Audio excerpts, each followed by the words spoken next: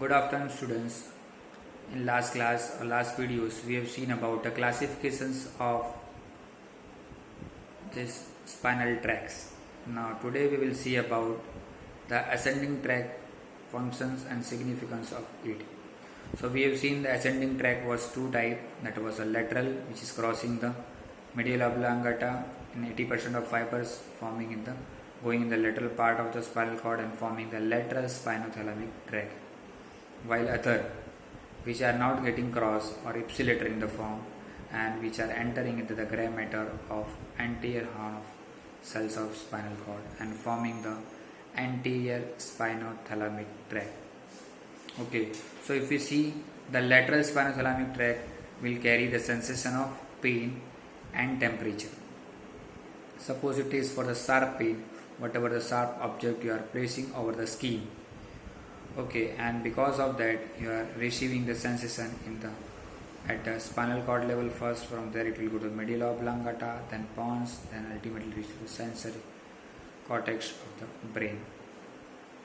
Okay, the clinical test pain can be produced by the pinprick or by a pinch. Temperature can be clinically tested by the test tubes of the hot and cold water. Now, if you see the anterior spinothalamic tract, which carries the fibers of crude touch and pressure, because we have seen already we have a different kind of sensation and we can have different kind of touch, like superficial touch, deep touch, fine touch, crude touch. Okay, so anterior spinothalamic tract carry the fibers for the crude touch and pressure. Okay, and this can be done with the different clinical tests with the tactile localization, tactile discrimination, stereognosis, crude touch, pressure, joint and vibration sense. Now each one we will see in detail that how the tactile localization can be done. So for tactile localization, ask the subject or patient to close the eye and you do some tactile movement or any kind of touch or any sensory movement to the different part of the body and ask the subject to localize it. Suppose you are touching over the dorsum of the hand and ask the subject where we have touched, whether he is able to recognize localization that you have touched on the palm, or he is saying about the forearm or arm or in the back anyway. So that is how the localization of the tactile stimulus can be found out. Now tactile discrimination. Again, the tactile discrimination, the two different kind of the things should be done simultaneously and ask subject to which one is done where. Like this, suppose one way you are just touching on the with a soft brush and on the other side you are just breaking with the pain sensation, or you are doing with the hot sensation, and the discrimination should be there on the right side is done with the pain sensation and pain prick sensation, and left side done with the other sensation, like that. Crude touch, that can be done with the help of a hard brush kind of the things, so the patient is able to feel, even though many times the patient may not be able to feel the superficial touch but may be able to feel the crude touch. Pressures, obviously any kind of the loading or the pressures over the different joints and muscles are combined together and the patient is able to feel that particular pressures, so that can be identified clinically with holding the some object and he has to maintain the pressure to does not go to release them, and if the patient is not able to create the pressures or maintain the patient, that particular object is getting released, so the pressure is less. Joint and vibration sense. So basically joint sense, whatever the positions of the joint, ask the subject to close the eyes, and suppose clinically we do in the patient is lying on the bed and I take the positions of the great toe or any toes in the either.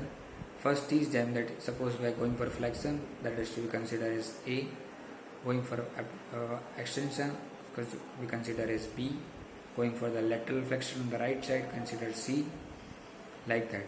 And ask the subject to close the eyes and do this particular movement, and ask the subject to recognize without opening the eye whether it is A, whether it is B or whether it is C. And same way along with the pressures we have to look for the vibration sense as well. Now anterior spinothalamic tract and lateral spinothalamic tract carry the sensation from the opposite side of the body. So suppose it is the anterior spinothalamic tract on the right side is carry the sensation of left side of the body, and they lie in continue with each other in the anterior lateral white column, and the sensation of pressure, touch, temperature, pain are lying medial to lateral. So in the medial side will be the pressure, then after that you will have a touch, then you will have a temperature, and then lastly on the lateral part you have a pain. That's why it is a lateral spinothalamic tract and anterior spinothalamic tract. Pressure sensation are medial most and near the anterior median fissure in the spinal cord. And cervical segments are facing medially while sacral segments are facing laterally. So that was about ascending, descending tract or anterior and lateral spinothalamic tract. Now in case of extrapyramidal tracts, then you have a tract of Gall and tract of Bardet, or in common that is called tract of Gall and Bardet, or other name it is called as the fasciculus gracilis and fasciculus cuneatus. So if you see the tract of Gall, so it commences in the caudal limit of the spinal cord, where we see the part of the spinal cord. So from the spinal cord ending at the caudal area at the lower border of L1, then cauda equina starts. So from here, caudal limit of spinal cord, and it is composed of long ascending branch of medial division of fiber of dorsal nerve roots. Okay, again I am repeating that it will be composed of long ascending branch of lateral division of dorsal nerve roots, that is in the thoracic spine, okay, or dorsal spine, which runs directly upward, which from there it will directly run upward because it is in the cauda equina is in the lower border of L1, so just beneath the thoracic spine or dorsal spine, from where it is run directly upward in the posterior column or dorsal column of the white matter of spinal cord. Okay, so from that lower part of the L1 or upper part of the D2, D12, from there it is going in the upward direction, the posterior column of white matter of spinal cord. Function, it will be about conscious proprioception and discriminatory touch. Okay, so that has to be tested clinically, that whatever the conscious proprioception, that is a kind of a joint sense, or whatever the kind of a joint movement you are feeling during the conscious activity, that will be carried by this tract of Gall or fasciculus gracilis. And discriminatory touch suitable to discriminate the two different kind of touch. Now second one is fasciculus cuneatus or tract of Bardet. So that commences in the mid thoracic region. So that was in the lower cauda equinal region or in the lower part of the dorsal spine. It is starting from the upper part or in the mid regions of the thoracic spine, that will be from D6 level, and fibers from the upper thoracic and cervical segment which ascends and end by synapsing in the medulla oblongata.